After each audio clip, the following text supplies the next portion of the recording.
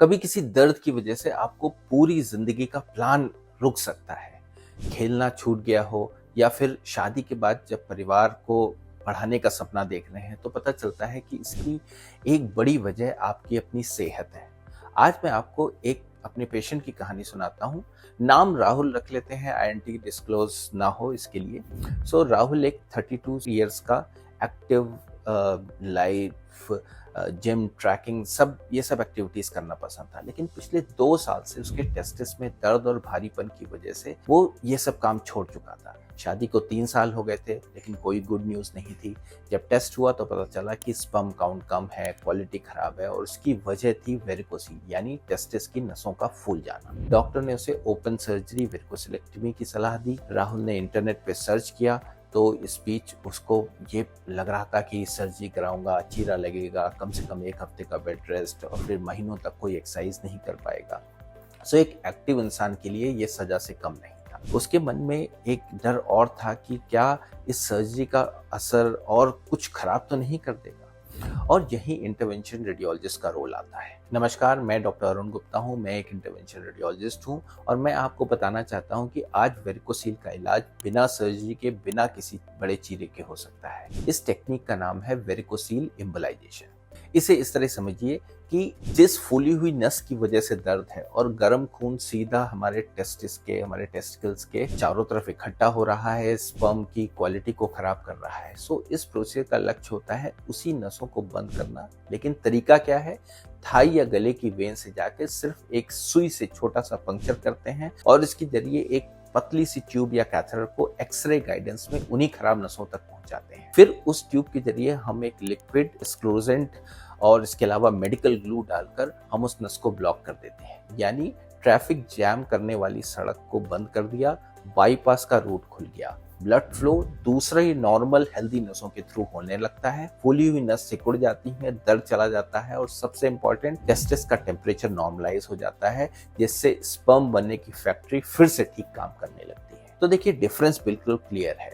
No surgical scar, no general anaesthesia. पूरी प्रक्रिया local anaesthesia में होती है। पेशेंट पूरी तरह से जागता रहता है। नंबर 3, कम रिकवरी।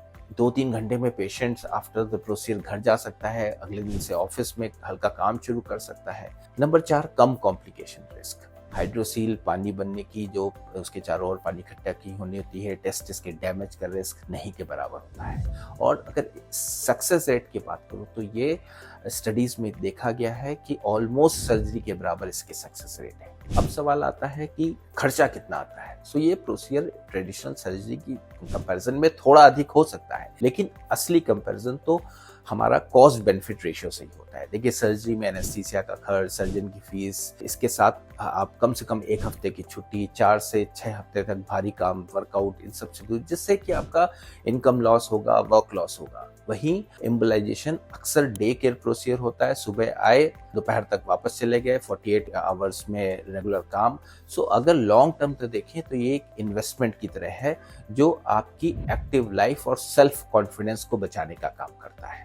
फिर किन लोगों के लिए ऑप्शन देखना चाहिए कि हम वेरिकोसील एम्बोलाइजेशन कंसीडर कर सकते हैं? देखिए, जिनको वेरिकोसील हो, पेन रहता हो, जिनकी इनफर्टिलिटी की वजह वेरिकोसील पाई गई हो, जो सर्जरी के रिस्क या लंबी रिकवरी से बचना चाहते हैं, जिनका वेरिकोसील दोबारा हो गया है, मतलब सर्जरी के बाद रिकरेंस हो गया है, तो डेफिनेटली ये इस तरह के पेशेंट्स के लिए तो एक बहुत ही बूंद प्रोसीजर है। एक बात और, ये टेक्निक यंग लड़कों में भी सेफ है जिनको ये प्रॉब्लम आती है। आज की मेडिकल साइंस बेहतर इलाज की बात ही नहीं करता है, बल्कि एक कॉन्फिडेंस भी देता है कि हाँ, पेशेंट को भी हम दिखाते भी हैं कि कैसे ये प्रोसीजर हुआ है, कैसे हमने उनकी नसों को ब्लॉक कर दिया है। इस पेशेंट जो हमारे थे, राहुल ने वेरिकोसील एम्बोलाइजेशन कराया, अगले दिन से अपनी नॉर्मल एक्टिविटीज शुरू कर दी। 6 महीने बाद स्पर्म के पैरामीटर्स इंप्रूव होने लगे और दिमाग में जो अनसर्टेनिटी थी वो खत्म। अगर आप या आपके किसी जानने वाले को वेरिकोसील की प्रॉब्लम है तो डेफिनेटली एक इंटरवेंशन रेडियोलॉजिस्ट से जरूर संपर्क करें। मैं कहूँगा यूरोलॉजिस्ट से भी संपर्क करें, क्योंकि सर्जरी भी एकमात्र रास्ता नहीं है। इन्फॉर्म्ड डिसीजन आपको जरूर लेना चाहिए। इसके अलावा आपके मन में कोई सवाल हो वेरिकोसील के बारे में तो फिर आप मुझसे कमेंट सेक्शन में पूछ सकते हैं। मैं हर एक सवाल का जवाब दूंगा। देखिए, इलाज का मतलब सिर्फ बीमारी खत्म करना नहीं होता, क्वालिटी ऑफ लाइफ को वापस लाना भी बहुत इंपॉर्टेंट होता है। आपको खुद ही कंपैरिजन करना चाहिए कि आपको क्या चाहिए। आप सर्जिकल प्रोसीजर की तरफ जाना चाहते हो या फिर एक नॉन सर्जिकल, कंप्लीटली डिसीजन आपका होगा। हाँ, ये बात क्लियर कर दूं कि दोनों की ही इफेक्टिवनेस सेम है।